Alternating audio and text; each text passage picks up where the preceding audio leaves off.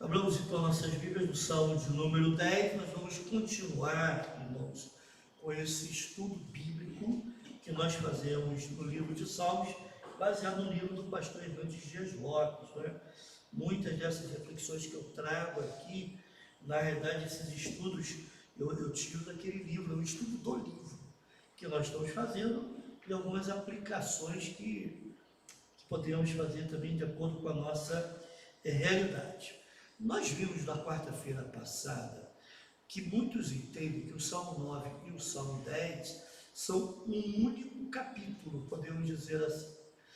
Seria um único salmo. Em algumas versões da Bíblia, ou talvez, melhor dizendo, algumas traduções da Bíblia, os tradutores colocam o Salmo 9 e 10 juntos. Mas, comumente, a maioria das traduções traz o Salmo 9 e o Salmo 10 separados. O Salmo 9 vai falar de um ataque externo, vai falar de situações de ameaças de nações estrangeiras ao povo de Deus. Mas o Salmo 10, ele vai tratar de questões internas, ataques internos. Por isso que eu estou falando, eu coloquei como título Livramento das Lutas Internas. Irmãos, nós lutamos com dois frentes, né? Existem os ataques externos e existem os ataques internos, que às vezes a gente não percebe, mas dentro do próprio povo de Deus, esses ataques acontecem. Há uma discussão sobre a autoria, mas a maioria dos estudiosos entendem que foi Davi que escreveu esse salmo cerca de 500 anos antes do retorno babilônico.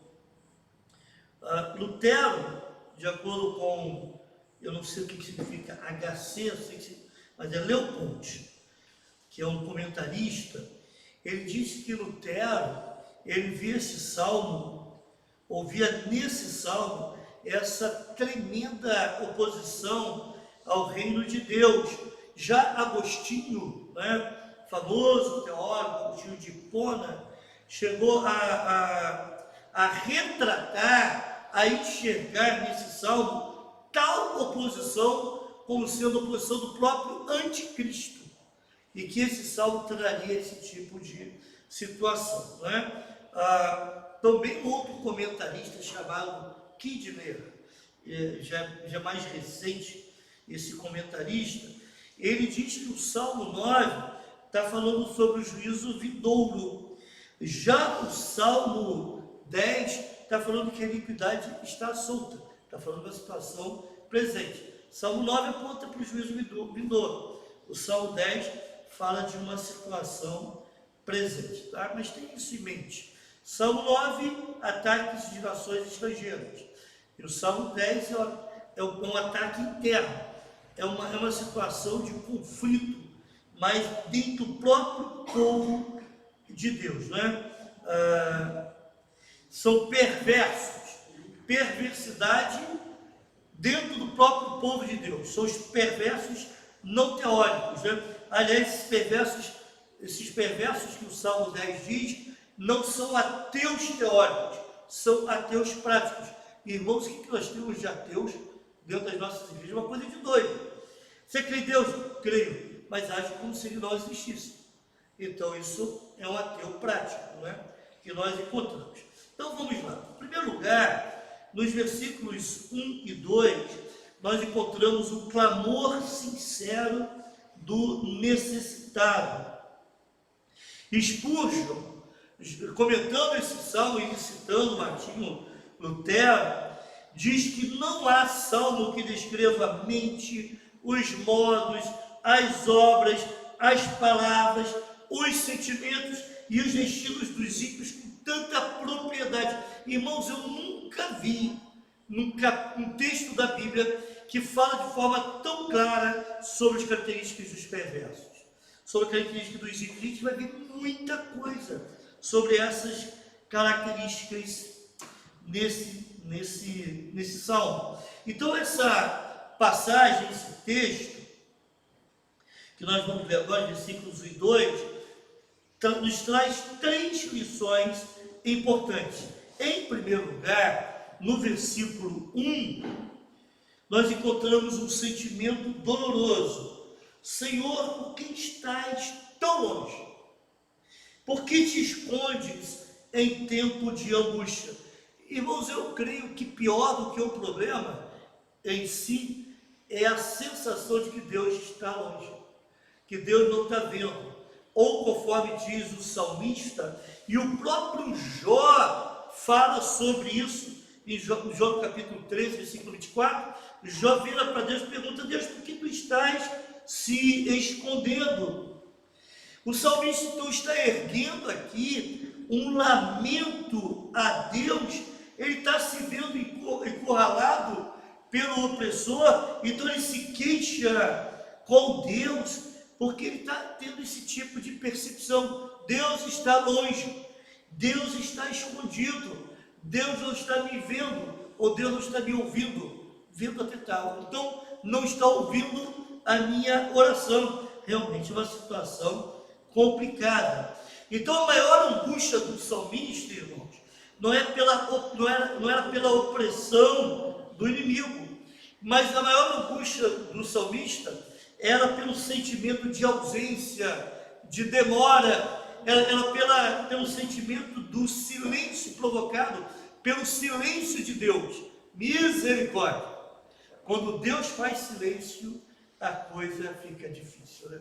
A gente está passando aquele aperto, aquelas aflições, a luta está grande, mas Deus sempre está falando conosco.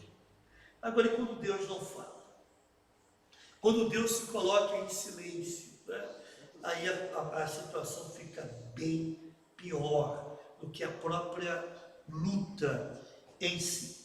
Então, em primeiro lugar, nós encontramos um sentimento doloroso. Em segundo lugar, você tem uma constatação inequívoca, incontestável. Primeira parte do versículo 2. Em sua arrogância, o ímpio persegue o pobre. Com arrogância, o ímpio persegue o pobre. Com arrogância. Por quê? Porque o ímpio se sente intocável, inalcançável. Ele se sente protegido da ação punitiva de Deus. Entende?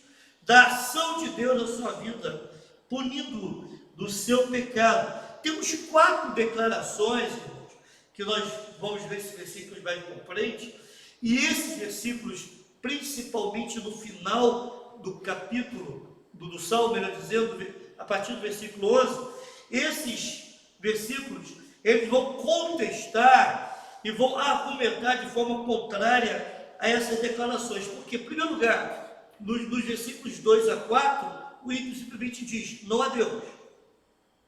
Em segundo lugar, ele fala: jamais serei abalado, nos versículos 5 a 7. Em terceiro lugar, ele diz: Deus não está vendo. Engraçado, ele fala: não há Deus, mas ele fala: Deus não está vendo. Como é que não há Deus se Deus não está vendo? É um ateu prático. Entende o que eu quero dizer? Na verdade, ele crê em Deus. Ele diz que Deus não existe, né? Não há Deus, mas ele crê em Deus de alguma forma. Mas ele acha que Deus não está vendo. E em quarto lugar, ele diz lá: Deus não está vendo, seria do versículos 8 a 11. E também do versículos 8 a 11, Deus não vai me julgar. Então eu vou conseguir sair ileso, sem nenhum castigo de tudo aquilo que eu trago. Então, nos versículos 1 e 2, nós encontramos um sentimento doloroso, uma constatação inequívoca, mas também tem um pedido urgente, que é na última parte desse versículo 2. Deixa eu ler aqui na minha versão, que vai ficar mais claro. Sejam presas das tramas que urdiram. Nessa NVI aqui não fica muito claro essa ideia aqui não. Sejam presas das tramas que urdiram, ou seja, os próprios ímpios precisam ser presos, ou ser presos, como se fosse um animal veloz que demora estar preso. das próprias tramas que tramaram, né? Que urdiram, que fizeram, que pensaram.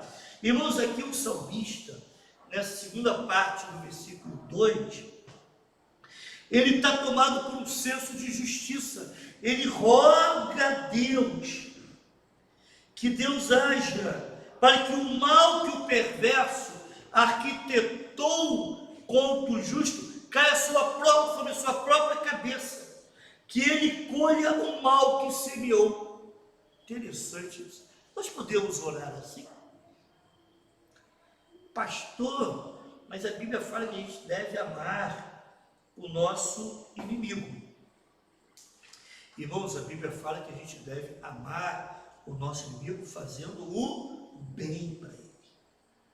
Não é aquele amor assim, puxa, você está me enfiando uma faca aqui no meu lado, mas mesmo assim continua te amando. Isso é uma coisa meio estranha, né? Acho que a pessoa precisa fazer um tratamento psiquiátrico, por quê? Você está falando da blasfêmia contra o Espírito Santo? O quê? Essa blasfêmia que a gente fala que Deus não vê, Deus não vai julgar. A blasfêmia contra o Espírito Santo é negar o Espírito Santo. Na verdade, essa é a blasfêmia. O Espírito Santo age e a pessoa não nega e não ouve aquilo que o Espírito Santo está falando no seu coração, principalmente em termos de salvação, ele revelando a Cristo, né? Essa é a blasfêmia do Espírito Santo. Se a atitude do ímpio levar a não querer ouvir a voz do Espírito Santo, aí é a blasfêmia do Espírito Santo. O que eu estou querendo dizer com isso, irmãos? Aqui nesse sentido. Preste atenção. Se alguém me fez mal e ela precisar de mim, eu preciso abençoá-la. Isso é amar aquele que nos persegue. Entende isso? Mas isso não quer dizer que eu não possa orar para Deus, para que Deus faça a justiça. Eu posso, se eu faço justiça. Eu não posso tomar a justiça das minhas próprias mãos. Eu não posso querer ser vingativo. Aí não. Aí já é pecado. Mas orar para que Deus exerça a sua justiça e faça com que o ímpio pague pelo mal que fez, isso eu estou falando com Deus, não estou falando com ninguém. Falar com outro já é o problema. Eu falo com Deus, olha, essa pessoa está agindo muito mal. Quer ver uma coisa que me incomoda? É quando a pessoa, eu vou falar assim de maneira muito clara, sabe aqueles homens que roubam dinheiro que vai para a saúde?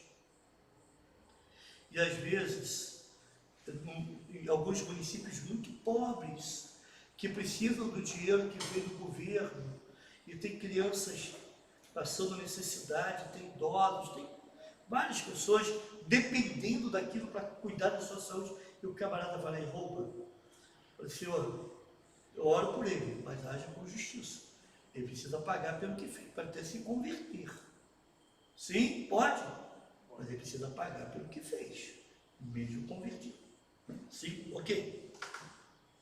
Espero ter entendido, irmãos. Então Spurgeon diz que não haverá ninguém, olha só o que ele fala, não haverá ninguém que disputará a justiça de Deus quando Deus enforcar os Amãs. Estou lembrando do Amã, aquele que fez uma forca de 50 côvados de altura, lembra disso? Para que Mardoqueu fosse enforcado, e o próprio Amã que fez a forca que acabou sendo enforcado nela, lembra isso? Irmãos, quando Deus agir, ninguém vai pedir a ação de Deus quando ele enforcar todos os Amãs, que são aqueles que tramam contra o justo, contra o povo de Deus, cada um na forca que fez. E quando Deus lançar todos os inimigos dos Daniéis na cova dos leões, os irmãos se lembram da história? Daniel foi lançado na cova dos leões, mas Deus protegeu. Depois as próprias pessoas que atacaram e que trouxeram a acusação, né, contra Daniel, é que foram jogados nas covas dos leões. Irmãos, vai chegar um tempo em que Deus vai exercer a sua justiça. E a gente precisa crer nisso, senão a gente acaba ficando meio perdido nesse tempo. Então, nós encontramos o clamor sincero do necessitado. Nós também encontramos a soberba arrogante do perverso, nos versículos 3 a 6, algumas marcas desse perverso. Em primeiro lugar, a jactância do perverso. Olha o versículo 3. Ele se gaba da sua própria cobiça. Isso é jactância. Ele tem orgulho do seu pecado. Em sua ganância amaldiçoa e insulta o Senhor. O perverso não apenas demonstra cobiça, mas ele se gaba disso, ele se vangloria da sua própria cobiça. Ele conta a vantagem daquilo que faz, irmãos. Que doideira, né? Isso é o perverso. O avarento maldiz o Senhor. O avarento blasfema contra Deus, né? Colossenses 3:5 vai dizer que a avareza é idolatria. A avareza é idolatria, que a pessoa só quer dinheiro, quer reter dinheiro, e só sente bem, só sente seguro se tiver dinheiro. Então essa pessoa é idólatra, porque está trocando Deus por quem é o Deus da riqueza, meu Deus do dinheiro, né? Mamon, né? Mamon. Então, o perverso é esse tipo de pessoa que se gaba da sua própria perversidade. E também, em segundo lugar, nós encontramos a reafirmação desse ateísmo prático do perverso. Gente, eu estou falando de povo de Deus, tá? Eu estou falando de pessoas fora do povo de Deus. São pessoas dentro do povo de Deus. Logicamente, naquela época, eram os judeus. Era a tribo de Judá e uma parte da tribo de Benjamim, certo? Mas o que espanta é encontrar isso no meio daquela nação, daquele povo escolhido. Quem é o povo escolhido? Quem é o povo de Deus no nosso tempo? Quem é o Israel de Deus? Nós, é a igreja. Pode-se dizer também o princípio de Davi, quando chamou o inimigo dele de ungido do Senhor? Não quis. Não, aí foi Saul, né? Não, o princípio de Davi e não querer fazer isso. Sim, porque ele identificava Saul como alguém que foi ungido para reinar sobre Israel. Ele entendia, não posso atacar o ungido do Senhor. Davi, não, né? Foi Davi que falou isso. Não, pode ser princípio de Davi ou... Princípio. Pode aplicar isso nesse contexto. Depende. Se você entender que o ungido do Senhor, a partir do Novo Testamento, principalmente a partir do Pentecostes, são todos aqueles que creem em Cristo, sim. De uma certa forma, os justos são justificados. Aqueles que buscam, em primeiro lugar, a justiça de Deus, né? E quando as pessoas atacam o crente, por ser crente, pela justiça que o crente pratica, ele na verdade está fazendo uma afronta contra Deus, né? Aí está atacando o ungido do Senhor, que é o crente. Isso na nossa realidade agora. Versículo 4, irmãos. Em sua presunção, o ímpio não busca. Não há lugar para Deus em nenhum dos seus planos. Não tem lugar para Deus. É isso que fala. É um ateu prático. É um ateísmo prático. O perverso, ele vive sem querer prestar atenção em Deus, desatentamente, sem reflexão. Embora saiba que Deus existe, o versículo 11, a gente vai ver isso aí, ele vive orgulhosamente, como se Deus não existisse. Seu ateísmo não é filosófico, mas é um ateísmo moral, entende? É uma questão moral. Aí uma frase que eu já ouvi algumas vezes do pastor Hernandes Dias Lopes, não sei se é dele, tá? Mas é uma frase muito interessante que diz assim: quando o homem não quer mudar sua conduta, ele muda sua teologia. Quando o homem não quer mudar a sua conduta, ele muda a sua teologia.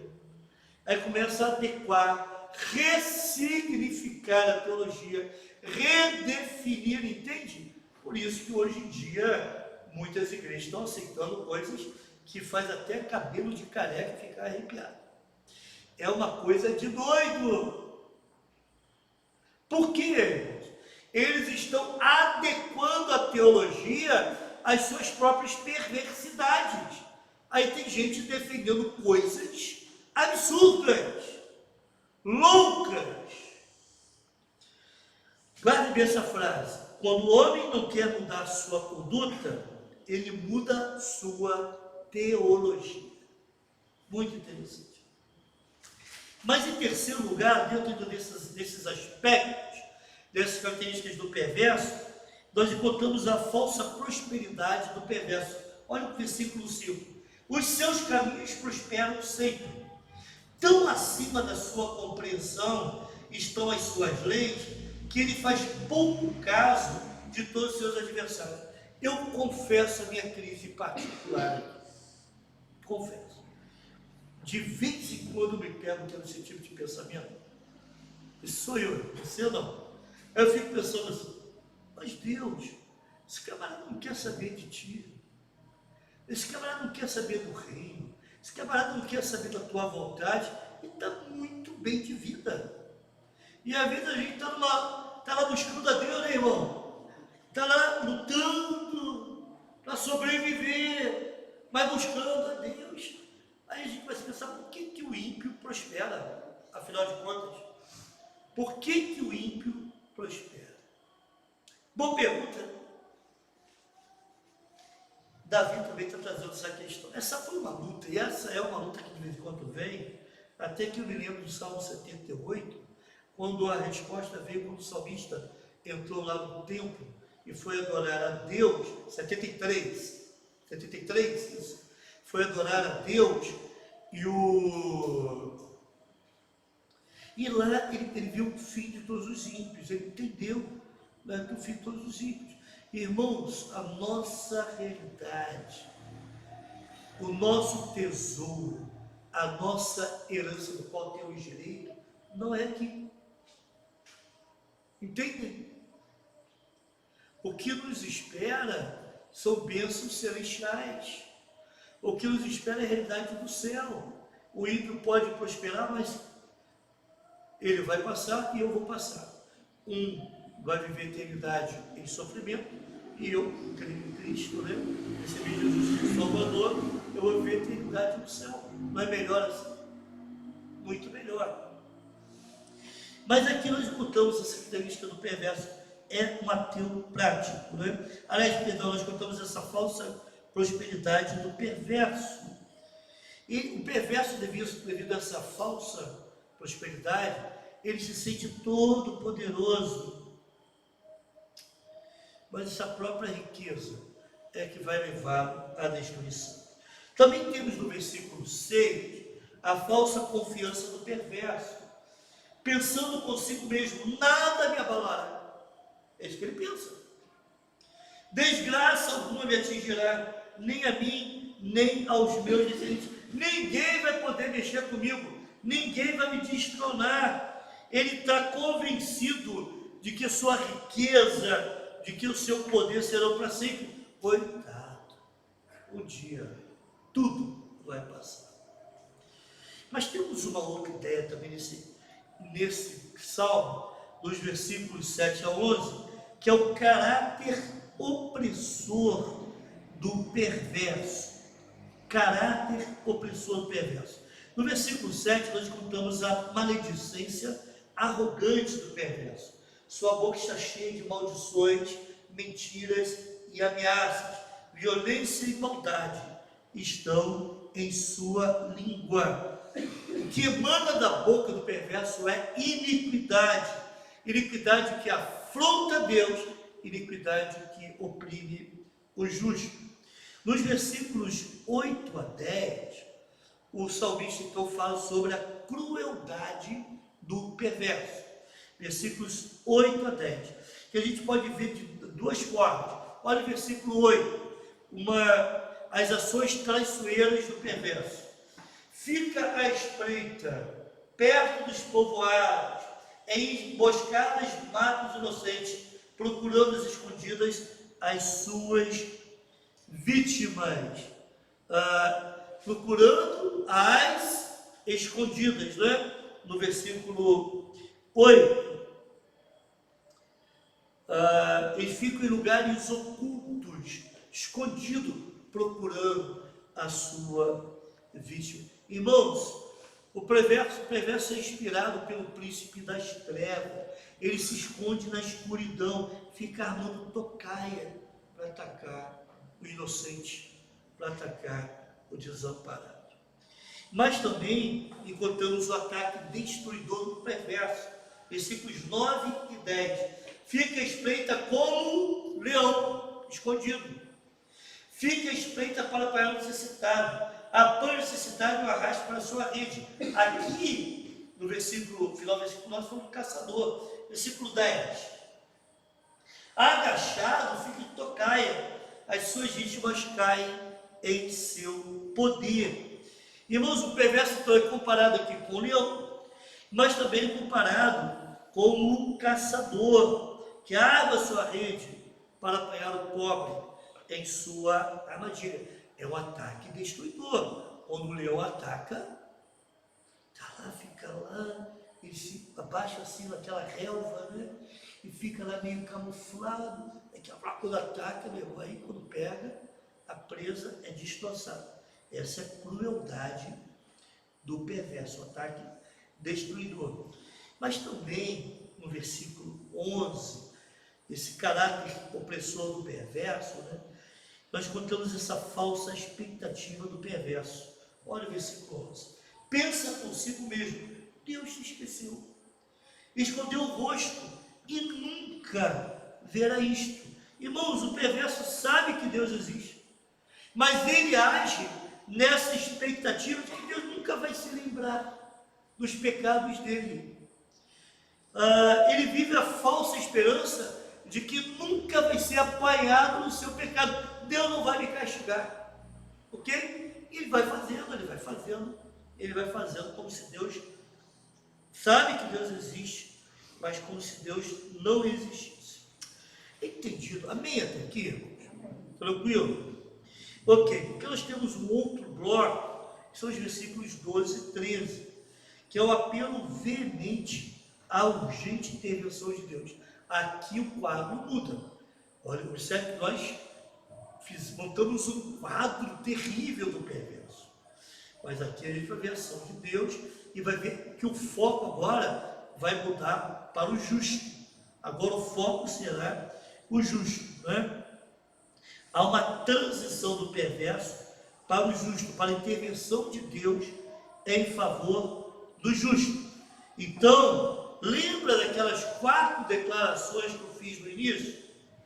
Nessa sequência que a gente vai ter aí, até o versículo 18, em primeiro lugar, Deus vê o que está acontecendo, no versículo 14. Segundo, Deus julga o pecado, versículo 15. Terceiro, Deus é rei, versículo 16. E quarto, Deus defende o seu povo, versículos 17 e 18. Mas eu quero pensar que todas aquelas alegações que nós encontramos nos versículos anteriores do perverso são rebatidas agora, nesses versículos, dos versículos 11, versículos 12 a 18. Mas tem 2 pontos importantes que eu gostaria de destacar aqui. Em primeiro lugar, nós temos um clamor veemente, intenso. Olha o versículo 12. Levanta-te, Senhor, ergue a tua mão, ó Deus, não te esqueças dos necessitados. O salmista ergue a Deus o seu veemente, o seu urgente clamor e pede para Deus levantar e estender a sua mão contra o perverso opressor e lembrar-se do pobre. Irmãos, nós precisamos clamar a Deus. Perverso está agindo, o opressor está te oprimindo, né? Está te trazendo angústia, desgosto, aperto, clame ao Senhor para que Ele haja. Nós podemos clamar a Deus por justiça. Lembra que eu falei no início, para que Ele então possa agir. E também temos uma vindicação da justiça de Deus, versículo 13. Porque o ímpio insulta a Deus, dizendo no seu íntimo: de nada me pedirás conta. O salmista então demonstra que tem zelo pelo nome de Deus, não suporta ver o perverso agindo cruelmente, se apoiando no pensamento de que Deus não se importa com o seu pecado. Então o salmista está dizendo: olha, ele está insultando a Deus, está insultando o bom nome de Deus. Lembra que eu estou falando de alguém do povo de Deus agindo de forma perversa. Quando alguém do povo de Deus age de forma perversa, é a reputação de Deus que é manchada. Irmãos, isso é muito sério. E nós precisamos prezar pela reputação de Deus, pela reputação do reino de Deus, do bom nome de Deus aí fora. Para isso nós precisamos agir sempre orientados por Deus, para que não toleremos o perverso e para que esse perverso seja afastado do nosso meio. E por fim, o último bloco então desse salmo, dos versículos 14 a 18, nós encontramos uma confiança inabalável no Deus que intervém. Os olhos de Deus, e Davi vai afirmar isso, os olhos de Deus estão atentos para julgar os perversos e defender os justos. Os olhos de Deus estão atentos para julgar os perversos e defender os justos. E ele vai fazer algumas afirmações importantes. A primeira delas é uma afirmação da onisciência de Deus. Olha o versículo 14. Lembra que ele falava: Deus não vê o perverso falar? Aí olha o que o salmista está dizendo: mas tu, aqui fala sobre Deus, enxergas o sofrimento e a dor, observa-os para tomá-los em tuas mãos, a vítima deles entregues a ti, tu és o protetor do órfão. Então o perverso imaginava que Deus não estava vendo, que Deus não estava atento. Irmãos, Deus a tudo observa e a tudo observava. O que significa que o desamparado e o órfão, os quais pareciam pessoas indefesas dos perversos, eram cuidados por Deus. Deus está vendo. Deus não está com o seu rosto virado. Deus está vendo a perversidade. Deus quer amparar o desamparado e o órfão. Em segundo lugar, dentro dessa confiança inabalável no Deus que intervém, nós encontramos uma afirmação ou um reconhecimento do poder de Deus. Primeiro, uma afirmação da onisciência de Deus. Segundo, o reconhecimento do poder de Deus. Olha o versículo 15. Quebra o braço do ímpio e do perverso, pede contas de sua impiedade, até que dela nada mais se ache. O ímpio arrogante e autoconfiante será completamente desamparado quando Deus se levantar para julgá-lo. Ele vai julgar, ele vai penetrar no coração da vida desse ímpio, julgando cada pecado até que não mais se ache nada para que seja julgado. E, irmãos, horrenda coisa é cair nas mãos de Deus. Então não tema o homem, tema aquele que pode sim lançá-lo da fornalha ardente, do fogo que não se consome. No versículo 16, nós encontramos uma afirmação da majestade de Deus. O Senhor é rei para todo sempre, da sua terra desapareceram os outros povos. Irmãos, os poderosos podem subir ao poder, mas não ficam lá muito tempo. Muitos sobem ao poder e são logo depostos, né? Mas somente Deus tem o trono eterno. Somente o Senhor é Rei eterno. E ninguém pode resistir a Ele e prevalecer. Ele é o Rei Todo-Poderoso.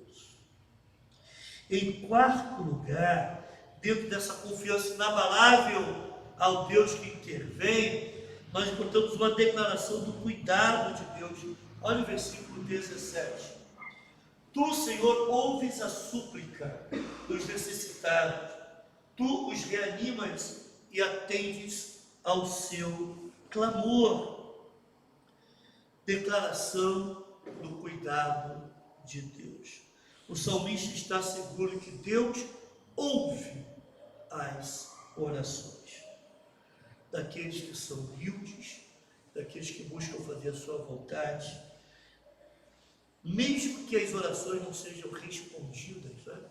Imediatamente o salmista sabe que Deus fortalecerá o coração do seu povo e acudirá o seu povo no momento de angústia. E por fim, irmãos, versículo 18, nós temos o reconhecimento da justiça de Deus. Defendes o órfão e o oprimido, a fim de que o homem que é pó já não cause terror. O salmo começa com um lamento, lembra disso?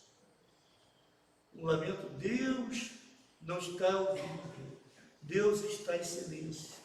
E termina com essa confiança, esse tom de confiança, pois Deus faz justiça ao órfão e ao oprimido. Deus tira a força dos poderosos e infunde temor a esses homens. Mas para aqueles que esperam no Senhor, a libertação, a redenção, como se diz, copiosas bênçãos, chuvas de bênçãos. Um comentarista chamado Alan Hartman, ele diz que esse salmo nos lembra que sob perseguição e opressão devemos recorrer a Deus em busca de alívio. Amém, irmãos? Que o Senhor nos ajude quando nos sentirmos oprimidos, atingidos pelas ações dos homens maus desse mundo, ou até mesmo incomodados com a ideia de que Deus não está vendo, com a percepção de uma prosperidade falsa do ímpio, né? Mas que a gente sabe que Deus é o justo juiz e que nele nós podemos encontrar alívio. Vamos orar? Obrigado, Deus, por esse belíssimo salmo que tu nos destes, ó Pai. Senhor, são situações que, por certo, alguns já viveram, estão vivendo ou viverão. Quantas pessoas tendem a fazer mal ao teu povo? Às vezes até mesmo pessoas de dentro da sua própria igreja, entre o teu próprio povo, Pai. Mas Tu és um Deus que ouve as nossas orações. Tu és um Deus que vai nos ajudar, nos amparar no tempo de angústia. Nós confiamos no alívio que vem do alto quando clamamos a Ti. Ó Senhor, venha socorrer-nos. Ó Senhor, venha exercer a Tua justiça. Ó Senhor, venha nos proteger. Em nome de Jesus.